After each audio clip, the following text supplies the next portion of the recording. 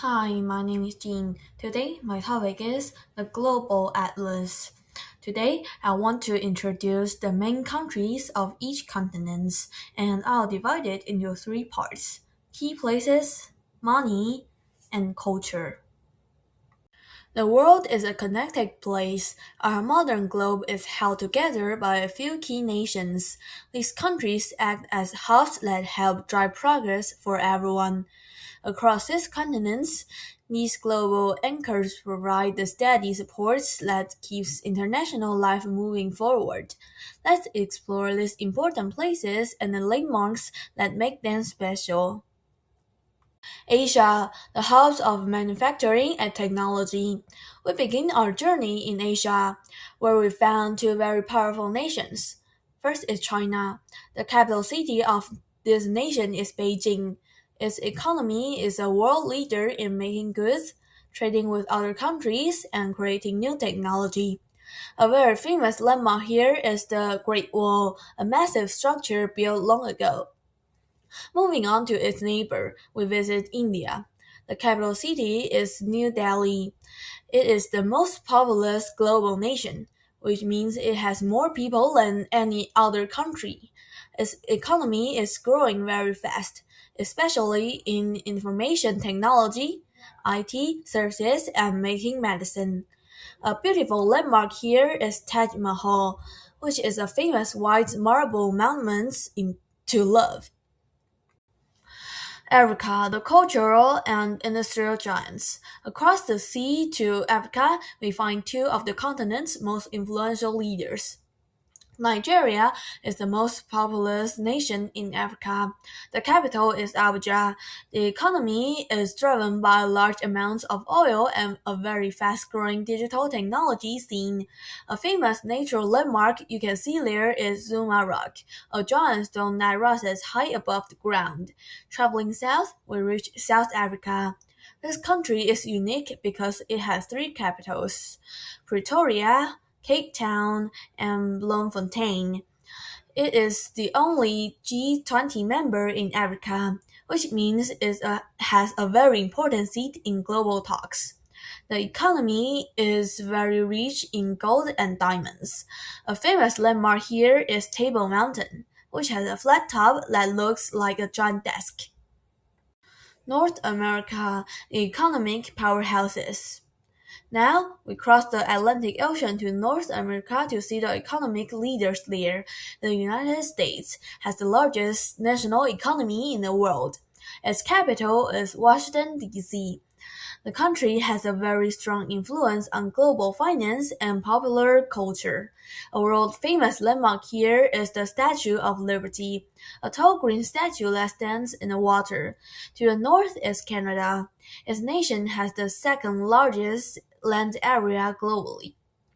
The capital is Ottawa. Its economy depends on many natural resources, especially oil and wood from its many forests. A spectacular landmark located on its border is Niagara Falls, which is a group of massive, powerful waterfalls. South America, leaders in biodiversity and agriculture. Heading south to South America, we look at two nations known for farming and nature. Brazil is the largest country on the continent. Its capital is Brasilia. The economy is strong in farming and building of airplanes. The most famous landmark in the country is the Christ the Redeemer statue, which stands on the mountain looking over the city below. Next is Argentina. The capital is Buenos Aires. This country is famous for selling high quality beef and wine to the rest of the world. A famous natural landmark here is the Perito Moreno Glacier, which is a giant moving wall of beautiful blue ice.